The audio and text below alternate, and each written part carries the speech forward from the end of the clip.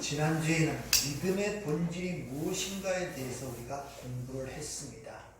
다시 한번 복습하는 의미에서 상기를 시켜본다면 우리 어떤 선행이나 공로나 자기 어떤 지식이나 재능에 의하여 발휘되는 것이 믿음이 아니라 나의 불가능함과 무력함을 인정하고 오직 예수 그리스도의 십자가의 은혜를 붙들고 그 은혜 안에 자신을 던지는 것, 즉 자신을 전적으로 맡기는 것을 믿음이라고 그렇게 여러분에게 설명을 드렸습니다.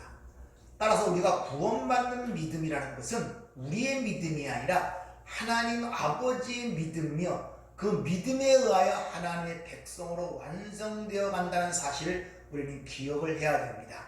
그래서 베드로 사도가 그 믿음을 어떻게 얘기하느냐? 하나님의 능력으로 보호하심을 입은 것이 바로 믿음이다. 이렇게 베드로전서 1장 5절은 우리에게 설명하는 것을 볼 수 있죠.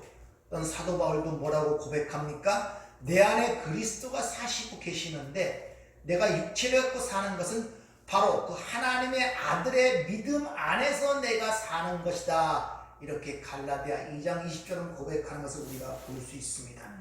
따라서 믿음이라는 것은 내가 어떤 것을 발휘하여 드러내는 것이 아니라 내가 부인되는 가운데 예수가 내 안에 채워짐으로 말미암아 나타나는 증거가 바로 믿음이라는 것을 여러분이 잘 인식을 하셔야 됩니다. 이걸 또 다른 말로 바꾸면은 앞에서 요한복음 15장 포도나무와 가지의 비유수 말씀하시죠.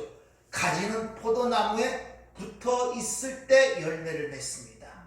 이것이 바로 포도나무에 붙어 있는 그것이 바로 믿음이라는 것입니다. 그러니까 여러분들이 믿음을 생각할 때 하나님을 알고 예수를 아는 데 중점을 둬야 되지 겉으로 나타난 어떤 가시적 현상이나 그런 것들에 먼저 관심을 가지시면 안 된다는 것을 여러분이 잘 기억하시길 바랍니다. 오늘 이 시간에는 우리가 많은 모순점들을 우리가 이 신앙생활 속에서 갖고 살 수밖에 없는 그런 것이 바로 우리의 신앙입니다. 왜냐?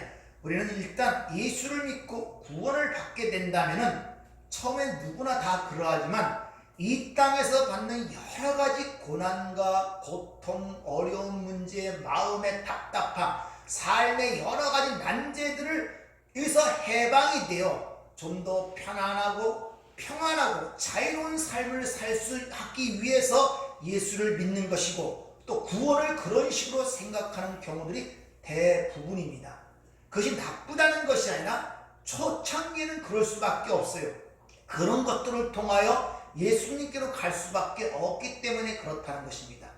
그러나 여러분들이 신앙생활을 여기까지 해보신 결과 그것이 그렇지 않다는 걸 알게 되잖아요. 즉 성경에서 우리가 하나님의 백성이고 하나님이 함께 하시는 그런 삶을 살고 있다고 선언하고 있지만 실제 우리 삶 속에서는 그렇지 않게 보일 때가 너무나 많다는 것입니다. 그래서 오늘 제목이 모순된 삶이라고 그렇게 얘기를 합니다. 그래서 하나님 나라는 역설적, 파라독스라는 그런 말을 많이 사용하는 이유가 바로 거기 있습니다. 자, 우리가 하나님의 말씀의 진리를 이해하고 믿는다면은 사실 우리가 이 고난, 이 죄악된 세상보다 천국이 훨씬 낫잖아요. 또 우리의 소망이 거기서 있고 그럼 하나님은 우리를 구원하셔서 이 땅에서 바로 천국으로 데려가시지 왜 이 세상에 남겨두냐는 것이죠. 이런 질문들이 안 들을 수가 없잖아요. 사실 우리가 예수를 믿고 살아보지만 그렇게 편안하고 기쁩니까? 마음의 기쁨이 샘솟아 넘쳐 흐릅니까? 아니란 말입니다. 그리고 또 그렇다고 우리가 그전보다 더 나은 삶을 사는 것도 아니에요. 오히려 어떻게 보면 더 죄에 대해 민감해지기 때문에 더 옥죄인 생활을 살 수밖에 없는 게 우리의 현실 아닙니까? 그리고 성경은 항상 십자가의 삶, 자기 부인의 삶을 강조하잖아요. 그럴 바에야 차라리 천국이 낫지 않겠습니까? 그럼에도 불구하고 우리를 아직 이 세상에 남겨두신다는 거예요. 그래서 오늘 주님의 기도하신 모습 속에서 세상에서 데려가시기 위함이 아니요 세상에서 악에 빠지지 않게 지켜달라고 기도하는 모습이 등장한 이유가 거기 있다는 것입니다. 자, 그러면 하나님의 백성들을 데려가지 아니하시고 왜 이 땅에 내려 남겨두시냐는 거예요. 왜 바로 데려가지 아니하시고? 그 이유가 오늘 본문 말씀 18절 19절에 달려 있습니다. 왜 이 땅에 그 백성들을 남겨두시느냐? 그건 진리로 저희를 거룩함을 얻게 하려 하기 위해서 이 땅에 남겨두신다는 거예요. 그리고 그렇게 진리로 그들을 거룩하게 하기 위해서는 전제 조건이 있는데 내가 나를 거룩하게 해야 한다는 것입니다. 그것이 바로 우리가 이 땅에서 남겨져야 하는 이유가 바로 거기 있는 것입니다. 그래서 아버지께서 나를 세상에 보내신 것 같이 나도 저희를 세상에 보내었다고 그렇게 이야기를 하는 거예요. 여기서 주님이 자신을 거룩하게 한다는 이 말은 잠시 후에 일어난 십자가의 사건을 이야기하는 것입니다. 그 십자가의 사건, 다시 말하면 내가 십자가를 통해서 나를 거룩하게 해야 할 이유는 저들로 거룩함을 얻게 하기 위해서 그런 일이 일어나야 한다는 것입니다. 그리고 그 일을 위하여 아버지께서 나를 세상에 보내신 것 같이 그들도 내가 세상에 보내었다는 거예요. 여기 보내다는 말이 템퍼라는 단어가 아니라 스텔레오라는 단어가 쓰입니다. 아포스텔로. 이 말은 어떤 특정한 목적과 이유를 가지고 보낼 때 이 보낸다는 단어 아포스텔로라는 단어가 쓰여요. 그래서 사도란 말이 아포스톨로스 그런 단어가 쓰이는데 아버지께서 그렇게 보내신 것과 똑같은 상황으로 나도 너희를 그렇게 세상에 보내었다는 그 단어가 똑같습니다. 과거 능동태 이미 그렇게 보내진 자들이라는 것입니다. 그래서 우리는 이 세상 속에서 남아서 해야 할 일은 뭐냐? 왜 남겨졌느냐? 하나님 아버지께서 그 아들을 세상에 보내신 것 같은 일이 그들에게도 이루어지도록 세상에 우리를 남겨두시는 거예요. 이런 부분들을 여러분이 잘 이해를 하셔야 예수 믿고 거듭나고 하나님의 백성이 된 이후에 우리가 이 땅의 삶이 어떤 의미를 갖고 있는가를 여러분이 이해하실 수가 있는 것입니다. 그걸 이해하지 못하면 그전이나 지금이나 그 삶이 똑같이 보여요. 그저 그래요. 그러나 그 의미를 알게 되면 전혀 생각이 달라지고 보는 시각이 달라지게 된단 말입니다. 그 일을 로마서 12장 1절은 이렇게 이야기합니다. 그러므로 형제들아 내가 하나님의 모든 자비하심으로 너희를 권하노니 너희 몸을 하나님께 기뻐하시는 거룩한 산 제물로 드려라. 이는 너희가 드릴 영적 예배니라. 이렇게 얘기해요. 너희가 이 땅에 남겨진 것은 진리로 거룩함을 얻게 하기 위한 것인데 그게 또 다른 말로 너의 몸을 하나님께 기뻐하시는 거룩한 산 제물로 드리는 일, 그것이 우리가 이 땅에 지금 남겨진 이유고 그 거룩한 산 제물로 드려지는 그것을 영적 예배라고 얘기하고 있습니다. 노기코스 나트레이안. 이것이 바로 요한복음 4장에서 얘기하는 신령과 진정으로 예배하는 자를 찾는다는 그 말의 의미와 같은 거예요. 그걸 영적 예배라고 해요. 그러니까 예수님의 일생은 하나로 쉽게 말하면 영적 예배였고 산 제물로 드리는 삶이었습니다. 단순히 십자가에 달렸을 때 그때 상황만이 제물이 아니라 이미 성육신하여 이 땅에 와서 순환과 고통 속에 살아간 그 삶 자체가 하나님께 드려지는 제물의 삶이었고 그것이 영적 예배였다고 지금 사도 바울은 얘기하고 있고 그것을 우리가 이 땅에서 경험하고 체험하고 그런 존재로 만들어 가기 위해서 이 땅에 남겨진다는 것입니다. 쉬운 말로 부모가 돼서 자식을 낳아봐야 부모가 뭔 줄 알게 되잖아요. 우리가 예수부터 십자가지만 십자가의 삶을 그 과정을 겪어보지 않고는 그걸 전혀 알지를 못한단 말이에요. 그래서 그걸 너희가 그렇게 됨으로 말미암아 구원을 받는다는 것이 아니라 이미 구원받은 자지만 그것이 무언가를 배워야 한다는 거예요. 그래서 이 땅에 남겨진 이유를 거룩한 산 제물로 드리기 위한 것이 우리가 이 땅에 남겨진 일이란 말입니다. 그전에는 하나님 없이 살았잖아요. 우리의 욕망과 야망과 내 행복과 내 평안만을 살던 그들이 이제는 돌이켜서 내 자신을 하나님께 산 제물로 드리는 그 삶으로 변화가 돼야 된단 말입니다. 그래서 이 땅에서 우리가 남겨져 있는 것입니다. 그것을 영적 예배, 라트레이아, 노고스란 말이거든.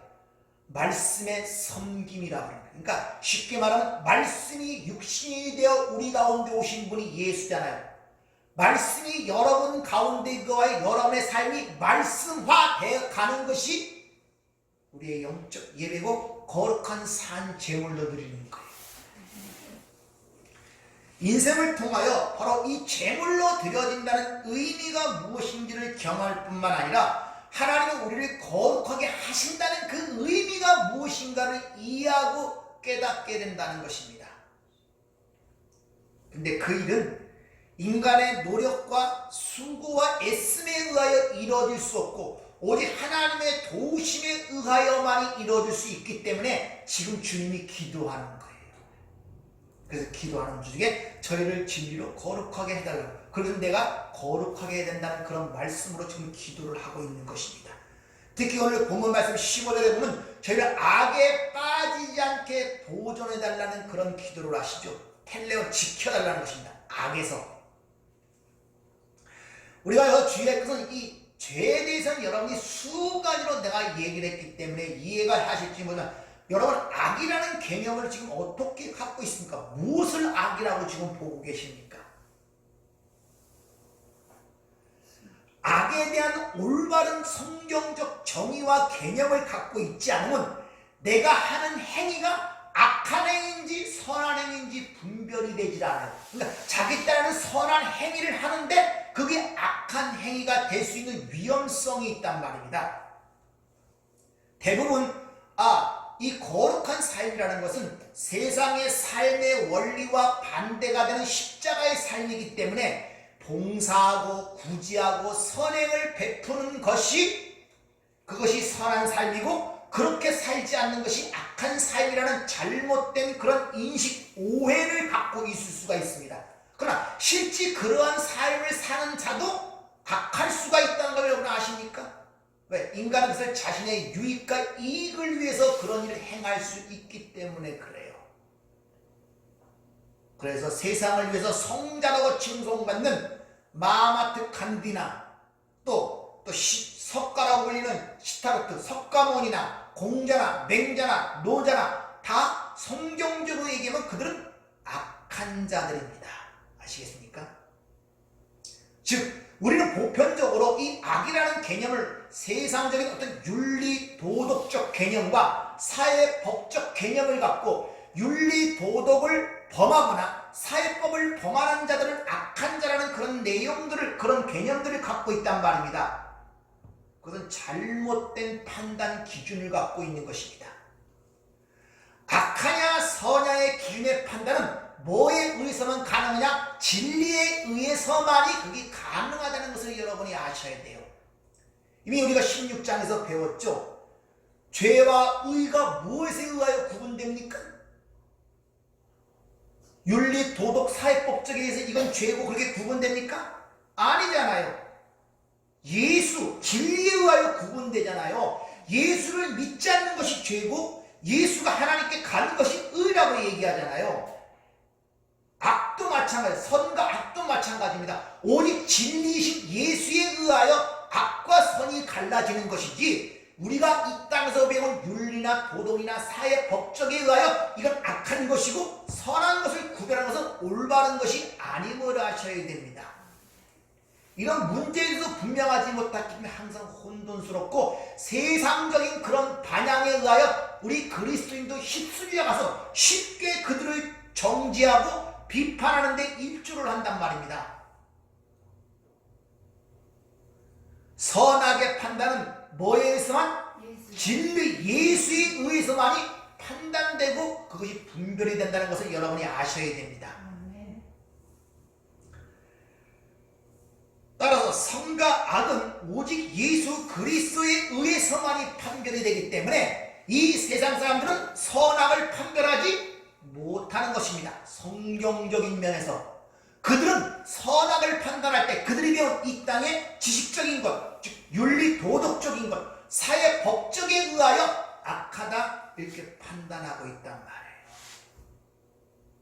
그러니까 여러분들 쉽사리 세상에서 대중매체에서 악하다 뭐 선하다 그런 것에 너무 휩싸여고 같이 거기서 정죄하고 막 그러지 마세요. 그건 그리스도인들이 하는 일이 아니란 말입니다.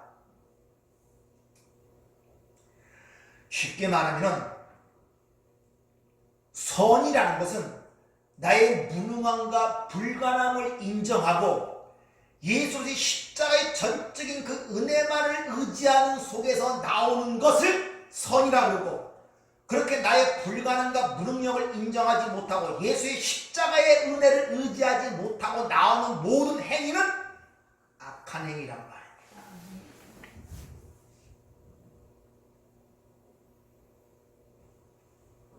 또 나를 위해서 내가 불가능과 무능함을 인정하고 오직 예수 그리스도의 은혜만을 의지하고 그 은혜에 나를 전적으로 맡기는 것을 뭐라고 설명했습니까? 또 다른 말로 지난주에 그걸 믿음이라고 그랬잖아요. 믿음. 그래서 로마서 14장에 보면 믿음으로 행하지 않는 것은 다 죄인이라 하는 말이 금이란 말입니다. 즉 자의 불가능함과 무능함을 알지 못하고 예수의 십자가를 의지하지 못하고 하는 모든 행위는 다 뭐다? 죄단 말입니다. 그래서 믿음으로 행하지 않는 모든 것은 다 죄라고 로마서 14장 23절은 우리에게 정확하게 이 얘기를 하고 있잖아요.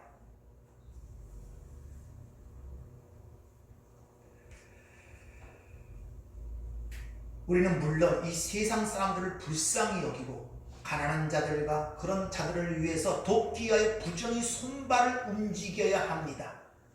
그러나 예수 그리스도의 십자가를 의지하지 않았고 그 복음이 전제되지 아니한 모든 행위는 다 악입니다.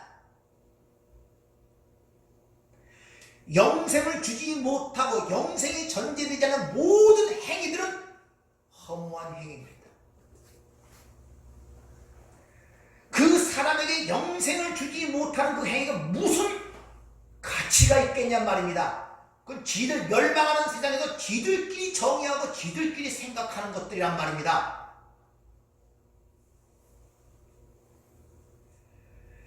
그래서 야고보에서 뭐라고 얘기했냐? 행함이 없는 믿음은 죽은 믿음이라고 그러죠. 죽은 자에게서 뭐가 나오겠냐 말이에요. 죽은 자의 행위가 무슨 믿음의 행위겠냐 이런 말이에요. 배고픈 자에게 떡 하나 주라는 말은 그런 말이 아니라 아무리 공갈빵 썩은 양식을 줘야 그가 살아납니까? 못 살아나요. 아무리 쌀을 갖다 퍼도 살아납니까? 못 살아나요. 자기가 생명이 없으니 그런 것들밖에 줄 수밖에 없는 거예요. 그러니까 죽은 자의 행위는 전부 다 믿음의 행위가 아니란 말이에요. 이게 죽은 믿음이란 뜻이란 말입니다. 근데 이런 것들을 전부 다 사회법적이나 세상 윤리 도덕적으로 해석을 하여 뭐 가난한 자에게 빵 하나 주고 쌀 하나 주라는 그런 식으로 자꾸 이야기들을 하니 이게 얼마나 왜곡되고 잘못된 복음이냐 말입니다. 왜? 악에 대한 개념들을 모르기 때문에, 믿음에 대한 본질을 모르기 때문에. 그러니까 오직 선행, 구제, 봉사에 초점을 맞추게 되는 거예요. 이 전부 다 바리새인들이 되어버리는 것입니다. 성도들은 자기 행위가 자칫 잘못하면 자기의 의와 자랑이 될 수 있기 때문에 아주 조심을 해야 돼요. 이제 사는 것이 내가 아니요 내 안에 오직 그리스도 사탄이 갈라디아 2장 1절의 고백처럼 내가 하는 모든 어떤 선행을 했더라도 어떤 구제를 했더라도 어떤 것들을 했더라도 그것은 내가 아니요 내 안에 계신 그리스도가 하신 것이란 말입니다. 그것을 깨닫지 못하면 그 경건조차도 자신의 이익으로 사용하는 악에 빠지게 된다고 디모데전서 6장 5절은 이 얘기를 합니다. 마음이 부패해지고 진리를 잃어버려 경건을 이계 방도로 생각하는 자들의 다툼이 일어나느니라. 하다못해 이런 신앙생활의 경건한 생활조차도 자신이 이익으로 생각한단 말이에요. 그래서 부패한 자들이고 진리를 잃어버린 자들의 삶의 모습을 그렇게 그려지고 있는 것입니다. 여러분 예수 믿고 구원받으셨죠? 여러분 구원이 뭔 줄 아십니까?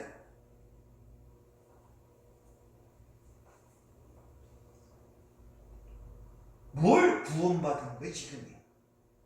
그리고 구원받은 모습이 어떤 모습들입니까? 어떤 형태가 구원받는 모습들이에요?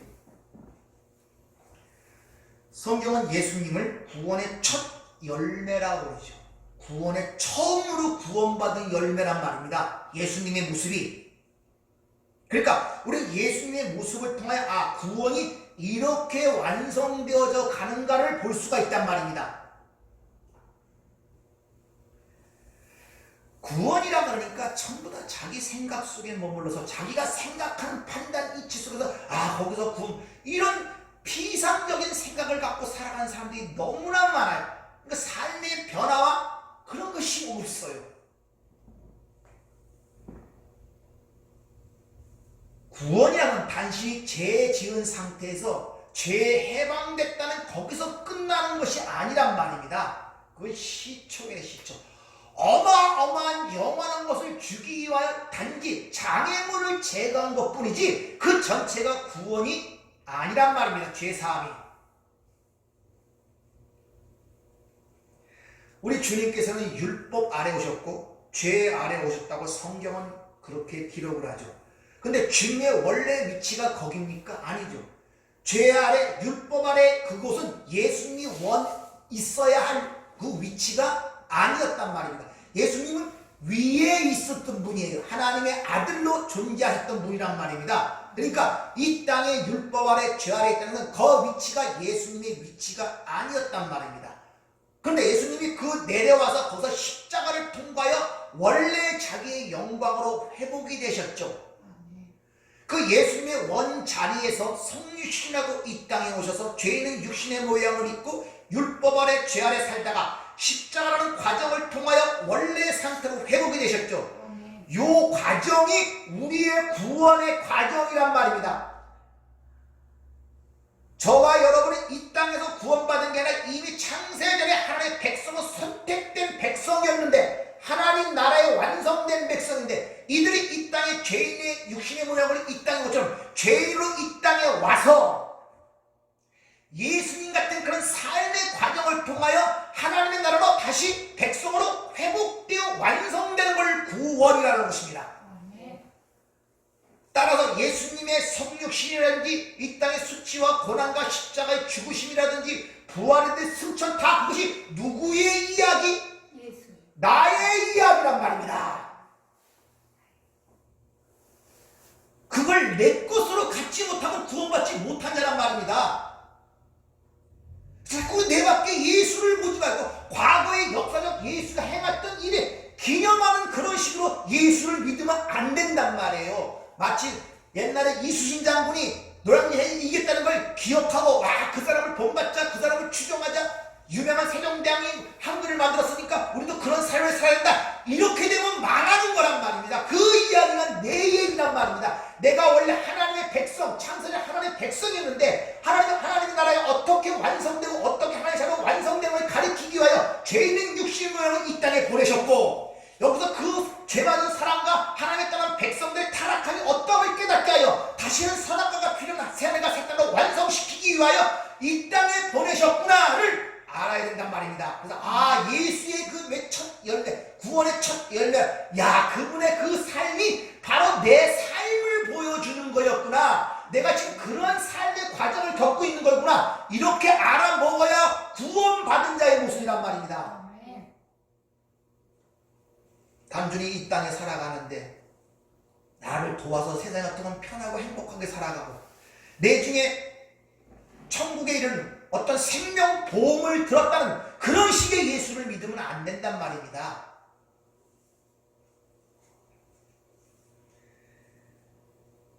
하나님의 백성은 타락한 육신을 입고 이 땅에 와서 죄와 율법 아래서 타락의 현실로 실질적으로 경험하고 체험하여 그 하나님의 영광의 나라가 무엇인지, 그 하나님의 백성이 된 그들의 실체가, 원래의 실체가 티끌이고 먼지임을 깨달아 거기서 하나님 어떤 능력으로 역사에 그들을 이끌어냈는가를 여기서 배워서 그분의 은혜를 찬송하는 데 가는 것이 이 땅의 삶의 목적이란 말입니다.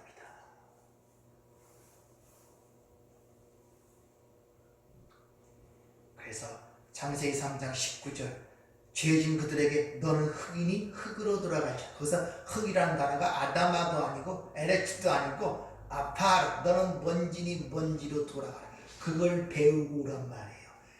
하나님이 떠나 사는 백성들이, 하나님을 떠난 인간들이 어떤 실체인가를 흙이니 흙으로 돌아가는 걸 보고 깨닫고 오란 말입니다. 그래서 창세기 2장 7절에 그게 하나님의 은혜로 거기에 생기를 불어들이 살아있는 존재, 이것이 구원인을 이 땅의 삶을 통하여 배워가는 거야. 아, 나는 티끌이고 먼지고 죽은 존재였는데 하나님의 전적인 은혜에 의하여 생명이 주어져 내가 살아는 존재가 되었구나를 깨닫고 가는 것이 신앙생활이란 말입니다. 수많은 이것저것이 아니라 그게 얼마나 힘든지 몰라요. 내가 티끌임을 아는 것이. 그래서 그들을 쫓아내면서 해들면서 평생 동안 흙을 경작하라고 그러죠. 땅을 경작할지, 땅을 섬겨봐. 네 자신을 섬겨봐. 그 결과가 어떤가? 흙으로 돌아가는 거예요. 그렇게 에덴 동산에 쫓아내면서 그런 말씀을 하시는 거예요.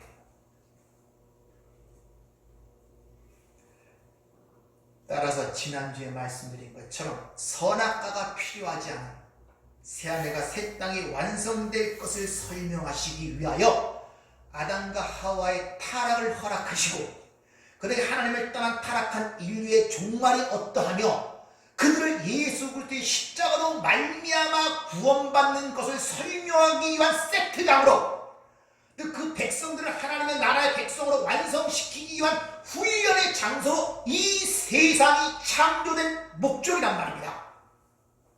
이 세상이 그런 걸 가르치고 설명하기 위해서 만든 창조고, 여러분의 인생 자체가 어머니 자궁으로 듣다가 죽을 때까지 그 인생 전체가 그 구원이 뭔가를 설명하는 것을 여러분이 몸으로 친히 경험하며 살아가도록 여러분에게 인생을 허락하신 거란 말입니다. 살아가면서 내 인생을 통해서 그걸 배우셔야 돼요. 그걸 우연히 살아가는 것이 아니라, 먹고 마시고 자다 살아가는 것이 아니라, 그냥 살아가는 것이 아니라.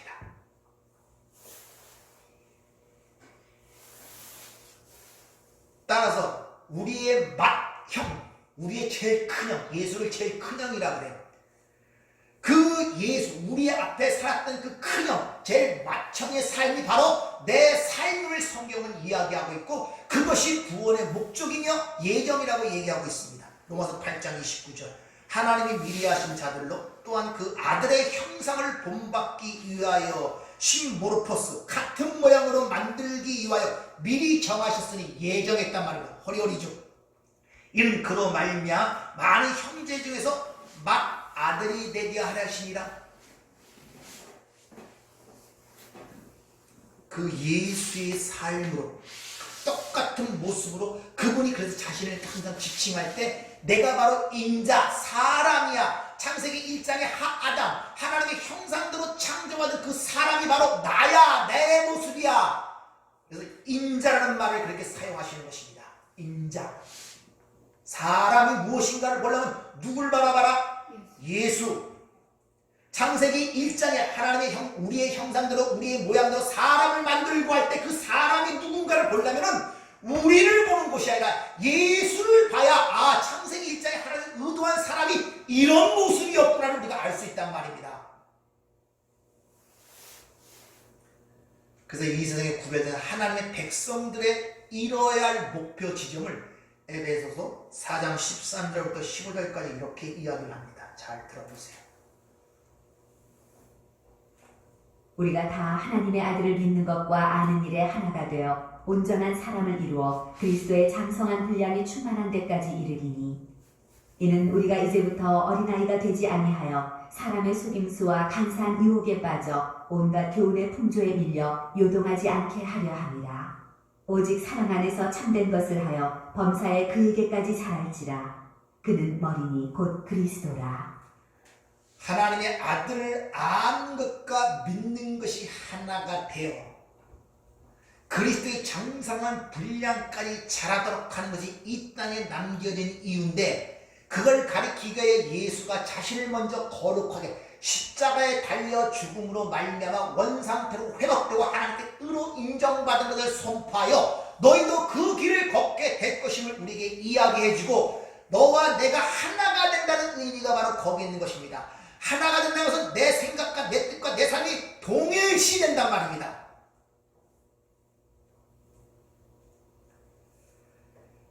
복음서를 보면은 예수님이 십자가를 지기 전에 제자들이 복음을 전했다고 기록을 합니다.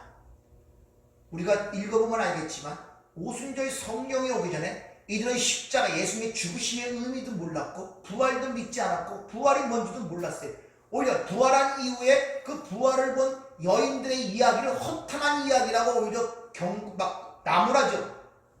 그런 자들이 근데 뭘 전했겠습니까? 근데 복음을 전했다고 성경은 기록하고 있습니다. 누가복음 9장 6절을 보면 제자들이 나가 각 마을을 두루 다니며 곳곳에 복음을 전하며 병을 고치더라. 이런 제자들이 분명히 성경은 복음을 전했다고 그렇게 기록을 해요. 그럼 이들이 전한 복음이 어떤 복음이었겠습니까? 설마 주 예수를 믿으라 그리하면 너와 내 집에 구원 얻으리라 이런 복음을 전했겠습니까? 어떤 복음을 전했을 것 같아요? 그것은 바로 회개하라, 천국이 가까웠다. 세례 요한이 외친 복음, 예수님이 공생에 외친 복음, 제자들이 전한 복음이 그거였어요. 회개하라, 천국이 가까웠다. 근데 여기에 이런 말이 있습니다. 마태복음 10장 5절에 보면 예수께서 이 12를 내보내시며 명하여 이르시되 이방인로 길로 가지도 말고 사마리아인의 고을로도 들어가지 말고 오히려 이스라엘 집에 잃어버린 양에게로 가라. 가면서 전파하여 말하되 천국이 가까이 왔다 그래요. 즉 유대인들에게만 복음을 전했다는 거예요. 사마리아인들도 아니고 이방인들도 아니고. 그러니까 회개하라 천국이 가까웠다는 그 복음은 유대인들에게 대한 복음이었단 말입니다. 그럼 그 유대인들이 그걸 어떤 신앙을 갖고 있었기에 그들에게 회개하라 천국이 가까웠다 그런 말을 했겠습니까? 여러분들이 우리가 알고 있지만 당시의 유대인들은 율법을 굳게 지키고 선행을 함으로 말미암아 구원에 이를 수 있다는 자력 구원의 개념을 갖고 있던 자들입니다. 그래서 율법을 열심히 지켰고 선행을 했고 제사를 열심히 드렸던 거예요. 그런 자들을 율법주의라고 해요. 율법주의. 여러분 율법주의라고 자꾸 유대인들만 생각하지 마세요. 이 세상의 모든 것이 다 율법주의, 인간의 행위로 의하여 뭘 하기 때문에 인본주의, 모든 건 다 율법주의란 말입니다. 그들의 대표로 상징적으로 유대인들을 여기서 지칭하는 거란 말입니다. 그리고 그러면 그들에게 회개하라. 야, 너희들이 그렇게 제사를 열심히 지니고 율법을 지키고 선행과 굳이 하는 그것으로 구원을 받는 것이 아니라 오직 하나님의 은혜를 의지해만이 구원을 받을 수 있다는 것을 전한 것이 바로 유대인들에게 전한, 제자들이 전한 복음이었단 말입니다. 그것이 회개하라 천국이 가까웠다는 것입니다. 이런 외침을 통하여 인본주의적 신앙, 인간 중심의 신앙, 이것들은 다 회개할 부분이지 우리가 추구해야 할 부분이 아니을 하셔야 됩니다. 그래서 구원받는 믿음은 누구의 것이다? 하나님의 것. 근데 우리가 예수를 믿어 구원받는다? 초창기에 모를 때는 그럴 수 있어요. 이걸 바로 인본주의 신앙, 인간 중심의 신앙. 다시 말하면 내가 천국 가기 위하여 하나님을 믿고 내가 잘 살기 위하여 하나님을 믿고 내 평안과 기쁨을 하나님을 믿고 이게 전부 다 뭐냐? 인본주의 신앙이란 말입니다. 인간 중심의 신앙.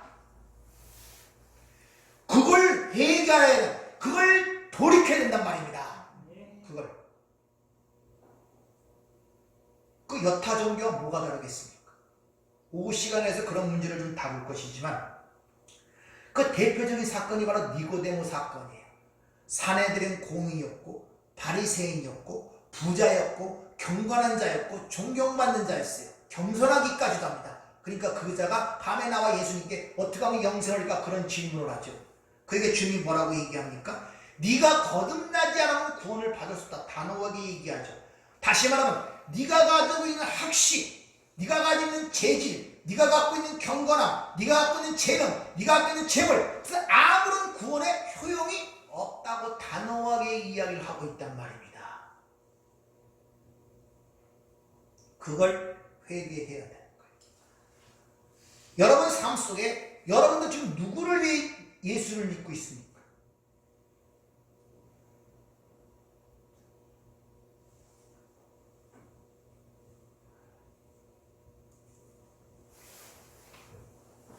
우리가 바로 회개할 부분이 그런 것들이야.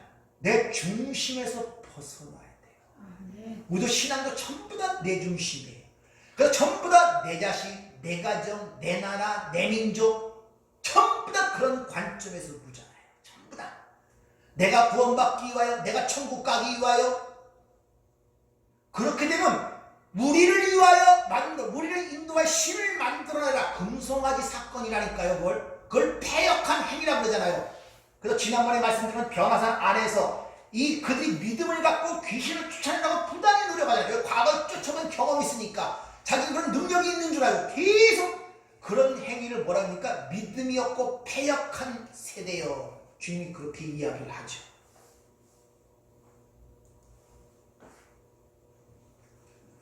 따라서 인본주의적 인간 중심의 신앙은 항상 모든 출발점이 나로부터 출발이 됩니다. 그래서 예수를 믿고 하나님을 믿는다고 고백을 해. 하나님으로부터 출발되지 않아요. 그러니까 관심이 전부 다 이 땅과 내 안에서 하나님을 보게 돼 있어요. 그 시각이 전부 다 왜곡이 된단 말입니다.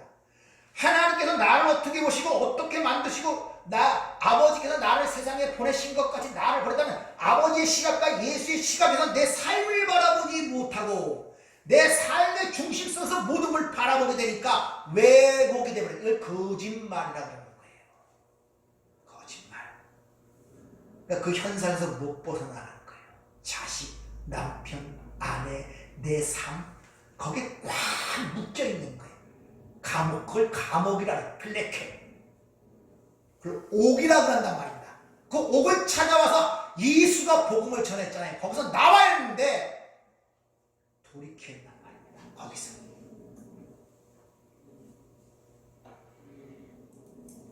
이렇게 그들이 전하던 복음이 오순절날 성령이 임하고 예수의 십자가의 의미와 부활의 의미를 깨닫고 성령이 그들에게 임하자 그 복음이 회개하라 천국이 가깝다 복음이 어떻게 일어납니까? 주 예수를 믿으라. 그리하면 너와 내 집에 구원을 얻으리라. 복음이 이렇게 변하게 됩니다.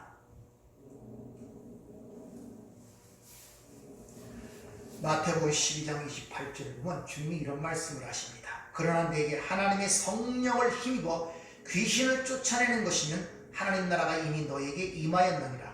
사람이 먼저 강한 자를 결박하지 않고서야 어떻게 그 강한 자의 집에 들어가 그 세간을 강탈하겠느냐. 결박한 후에야 그 집을 강탈하리라. 즉 이 세상의 주인은 마귀인데 그 주인이 마귀인데 마귀의 편안한 소유물이 인간이란 말이에요. 아시겠습니까? 쉽게 말하면 우리가 집에 사는데 내가 집주인인데 우리 집에 있는 소유물, 장롱, 장뚜껑, 밥솥 같은 소유물에 불과하다는 것입니다. 그런데 그 집이 갖고 있는 소유물을 내가 뺏어내려면 그 집주인보다 강해야지만 그를 이기고 뺏어낼 수가 있잖아요. 그런데 지금 그 소유물, 그 귀신 들린 자가 치유받고 나갔다는 것은 바로 그 강한 자가 더 강한 자가 와서 소유물을 뺏었다는 의미와 같단 말입니다. 근데 그분이 성령님이라는 거예요. 그럼 내가 지금 성령을 힘입어 귀신을 나가게 했다면 내가 그보다 더 강한 자라는 것입니다. 무슨 말입니까? 그걸 통해서 이미 하나님 나라가 너희 가운데 와 있다는 것을 보여준다는 거예요. 귀신, 다이모니온. 귀신이 뭡니까? 귀신이라면 여러분들 아직도 머릿속에 이상한 현상들 머리 풀고 그런 걸 그렇게 보고 자라왔으니까 눈에 현상으로 보이는 어떤 것들 머리 풀고 아니면 간질병 들린 것처럼 막 소리 지르고 이런 것들 이상한 현상 들리는 것들 그런 것들로 생각하죠. 귀신, 다이몬이라는 것은 다시 말하면 무슨 말이냐? 거짓말을 얘기하는 거예요. 거짓말. 귀신을 쫓아냈다는 것은 진리가 들어가 진짜 진리가 들어가 거짓말을 쫓아냈다는 거짓말이 드러냈다는 것이 귀신을 쫓아냈다는 것인데 그런 말은 못 알아먹잖아요. 성령이 오시기 전이기 때문에. 그러니까 이상한 형사를 갖고 거품을 내불고 이상한 짓 하는 것을 쫓아냄으로 말미암아 이런 것을 보이는 것으로 설명하는 것이 귀신 쪽은 축사란 말입니다. 근데 그 현상으로만 보고 말은 거짓말을 갖고 있는데 귀신에게 안 들렸다는 다 이 세상 사람들은 귀신 들리는 거예요. 성경적 의미에서 거짓말을 갖고 사는 자들이고 거짓의 아비의 종류 쾌락한 소유물로 살아가고 있기 때문에 따라서 마귀가 싫다고 해서 거기서 나올 수 있는 존재도 아니고 인간은 예수가 좋다고 해서 스스로 예수께서 올 수 있는 존재가 아니란 말이에요. 인간은요. 그 자체를 모르니까. 무슨 말입니까? 예수와 이 세상의 주인 마귀 이 사이에서는 인간은 전적으로 무능하고 무력한 자란 말이에요.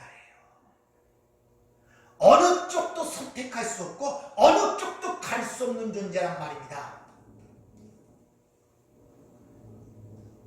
따라서 인간은 마귀보다 강한 예수가 그를 꺼내주지 않고는 그 주인과 함께 결국 불목 가운데 던져지는 운명을 갖고 있는 거예요. 왜? 항상 소유물은 주인과 운명을 함께하기 때문에. 그래서 지옥 가는 것은 인간이 지옥 가나 마귀를 위해 예비한 곳에 그 소유물로서 다 지옥 가는 거예요. 거기서 나오질 못하면. 구원이라는 것은 바로 그 강한 자보다 더 강한 자가 와서 거기서 그 소유물을 탈취해낸 것이란 말입니다. 지금 주님이 이런 비유를 통해 구원이 뭔가를 설명하고 있는 것입니다. 그렇게 구원받은 백성들인데 오늘 설교 제목처럼 모순적인 삶이 있단 말이에요. 내 삶 속에. 그것을 사도 바울이 이렇게 이야기를 하는데 한번 잘 들어보세요. 로마서 7장 16절부터 20절까지. 만일 내가 원하지 아니하는 그것을 행하면 내가 이로써 율법이 선한 것을 시인하노니 이제는 그것을 행하는 자가 내가 아니요 내 속에 거하는 죄니라. 내 속 곧 내 육신에 선한 것이 거하지 아니하는 줄을 아노니 원함은 내게 있으나 선을 행하는 것은 없노라. 내가 원하는 바 선을 행하지 아니하고 도리어 원하지 아니하는 바 악을 행하는도다. 만일 내가 원하지 아니하는 그것을 하면 이를 행하는 자는 내가 아니요 내 속에 거하는 죄니라. 그러므로 내가 한 법을 깨달았노니 곧 선을 행하기 원하는 나에게 악이 함께 있는 것이로다. 자, 여기서 내가 원하지 아니하는 것을 하면 그것을 행하는 자가 내가 아니요 뭐라고? 죄라고 얘기를 합니다. 내가 원하지 아니하는 것을 하는 것을 그것을 죄라고 죄가 그 짓을 하고 있단 말입니다. 이것은 밖에 그냥 내 얘기에 내 안에서 일하는 얘기란 말입니다. 그러면 내가 원하는 일, 다시 말해 하나님의 순종하는 일을 하면 그건 나네요. 그렇잖아요. 내가 원하지 않은 일을 하면 내 속에 거하는 죄가 그 짓을 하는 것이고 하나님 그러니까 죄가 하는 일이 아닌 내가 원하는 일은 하나님께 순종하는 일이 아니에요. 그럼 그 순종하는 일을 행했다면 그것은 죄가 아니다? 내네요. 근데 주님은 사도 바울은 갈라디아 2장 10절 내 안에 누가 살고 있다고요? 그리스도가 사셨다고 그러잖아요. 그러면 그 일을 하는 자가 누굽니까? 예수 그리스도. 내가 누굽니까? 예수 그리스도란 말이에요.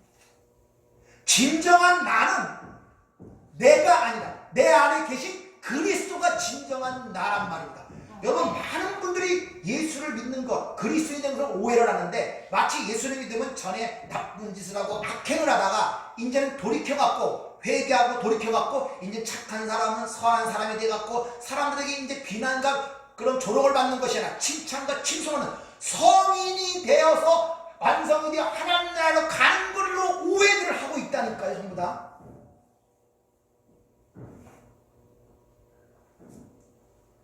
만약 여러분들이 예수를 믿고 살아가시는 동안에 옛사람과 다를 수밖에 없죠. 어떤 선행적인 행위가 나오고 어떤 그런 것들이 나오면 그때 여러분이 선해져 갖고 착해져 갖고 변화가 되어 리모델링이 되어서 개선이 되어서 여러분이 그 일을 하는 것이 아니라 누가 내 안에 그리스도가 하는 것이란 말입니다. 근데 내가 마치 예수를 믿고 착하고 선하게 되어 옛사람과 다르게 새롭게 리모델링 되어 고쳐져 갖고 새 사람이 되어서 그렇게 된다고 생각하면 그것이 바로 십자가에 죽은 옛사람의 모습이란 말입니다. 거기에 속지 말아야 돼요.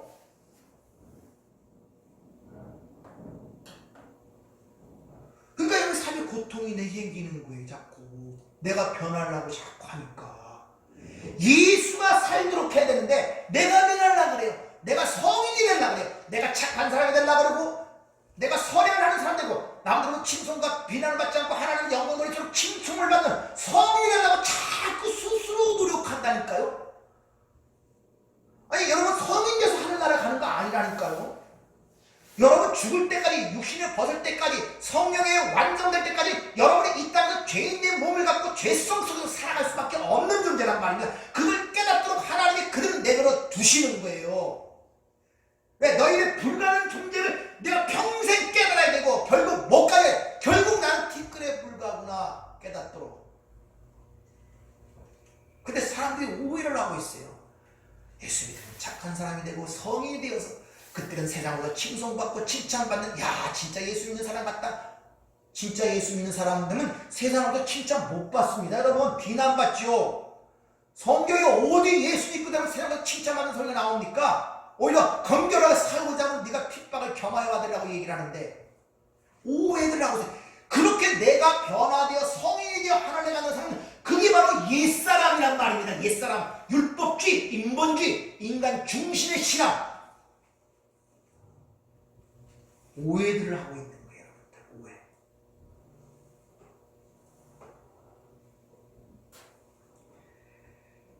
즉 리모델링 돼갖고 고쳐져 갖고 가는 것이 아니라 새롭게 만들어져 가는 것이 새 사람이기 때문에 새술은 새 부대에 담아야 된다든지 부대를 꼬매거나 잘 고쳐서 거기에 담아서 간다는 이야기가 아니란 말입니다. 그래서 보라 옛것은 지났고 갔단 말입니다.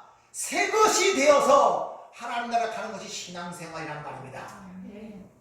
거기서 얽매이니까 자꾸 여러분 삶을 보고 낙심이 되고 절망이 되고 고통스럽고 갈등에서 자꾸 벗어나지 못하는 거예요. 내가 나를 변화시켜서 어떻게든지 하나님이 원하시는 기준으로 내가 만들어내려고 하니까 그게 얼마나 신앙생활이 힘들어요. 안 된단 말이에요. 그래서 고린도후서 5장 17 누구든지 그리스도 안에 있으면 새로운 피조물이라. 이전 것은 지나갔으니 보라 새 것이 되었도다. 이렇게 이야기를 하는 것입니다. 여러분 예수를 믿는다는 것은 인생의 주도권, 주인이 바뀐 것입니다. 주인이 바뀌었다니까요. 주인이 바뀌면 목표와 방향도 바뀔 수밖에 없잖아요. 하다못해 세상에서도 회사의 어떤 사장이 바뀌면 대통령이 바뀌면 정치가 바뀌면 이념과 목표가 변하는데 여러분의 인생의 주인이 변했단 말입니다. 목표와 방향이 전환이 일어날 수밖에 없고 여러분이 그전에 보던 시각, 즉 세계관과 가치관이 변할 수밖에 없습니다. 그럴 때 여러분의 행동 속에서 그리고 여러분의 삶의 형태가 변화되게 되어 있는 거예요. 아직도 여러분의 삶의 주인을 내 자신으로 보기 때문에 힘든 거예요. 그러니까 여러분이 그 문제를 해결하니까 얼마나 힘들어요. 이리 뛰고 저리 뛰고 고민하고 뭐 어쩌고저쩌고가 부모로서 자신 부모는 역할을 해야 되는데 고민을 얼마나 많이 합니까? 그 그걸 꼭 하려고 내가 살아온 인생 경험에 의하여 그를 만들어 가려고 그러고 그 인생관을 주입시켜서 저렇게 사는 것이 행복한 삶이고 어떠니까 됩니까? 내가 부서지지. 안 돼요, 절대. 그 자기 인생의 주인이라니까요. 누가 여러분의 인생의 주인이라고 성경은 얘기합니까? 예수가 주인이지. 안 된단 말입니다.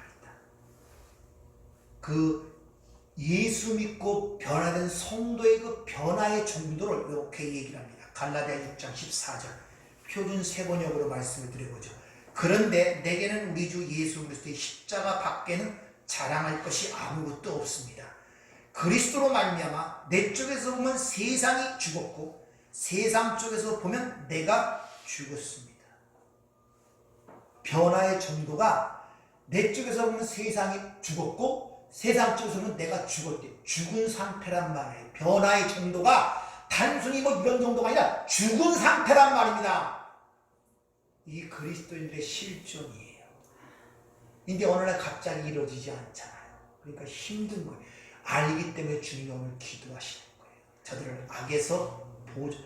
세상 내가 저들에게 기도하면 세상에서 데려가기 위함이 아니요 악에 빠지지 않게 보존하기 위함이다. 그리고 저들을 진리로 거룩하게 하기 위해서는 내가 십자가를 지고 죽으는데 그것은 바로 저들을 거룩하게 하기 위함이다. 바로 그것이 구원이기 때문에 구원의 여정이기 때문에 아버지께서 세상에 보내신 것까지 똑같은 그 삶의 여정을 저들도 이 땅에 살게 될 것이라는 것을 아버지께서 나를 보내신 것까지 나도 저들을 세상에 보내었다는 거예요. 그러니까 똑같이 우리는 창세기 하나님의 백성으로 완성되어 있지만 죄 많은 육신의 몸을 입고 타락한 가운데 이 땅이야. 죄 많은 세상 속에서 율법 아래 죄 아래 살다가 죄가 보고 율법을 깨닫고 내 실상을 깨닫고 하나님의 영광을 알고 그 가운데 하나님의 은혜를 깨달아 완성되어 다시 하나님 나라로 복귀하고 회복되는 것이 구원이란 말입니다. 따라서 예수님의 성육신과 이 땅의 수치와 고난과 십자가의 죽음과 부활과 승천 전부 다 누구의 이야기? 내 얘기란 말입니다. 지금 우리는 어디까지 가 있습니까? 너희 안에 그 부활의 영이 역사하고 있음을 알지 못하느냐 기도하죠. 뭐만 남아있습니까? 주님 재림하실 때 어떤 일을 얼굴과 얼굴을 맞대면하여 보면 가시적으로 드러난단 말이에요. 그때 이미 이루어진 상태인데 영적 세계에서 이루어진 상태인데 그것이 아직도 보이는 세상에서 가시적으로 드러나지 않고 있는 그 하나란 말입니다. 그것이 주님 재림하시는 날, 다시 말하면 내 안에 계신 그 주님이 얼굴과 얼굴을 대면한다. 그 말은 저 하늘나라에서 온다는 것이 아니라 가시적으로 드러난단 말이에요. 우리는 그날을 위해 지금 살고 있는 것입니다. 따라서 여러분들이 올 한 해도 세상에 대해 죽고 나에 대해 죽는 한 해가 되기를 축원합니다. 그걸 가리키기 위하여 이런 상태를 만들어 놓는 거예요.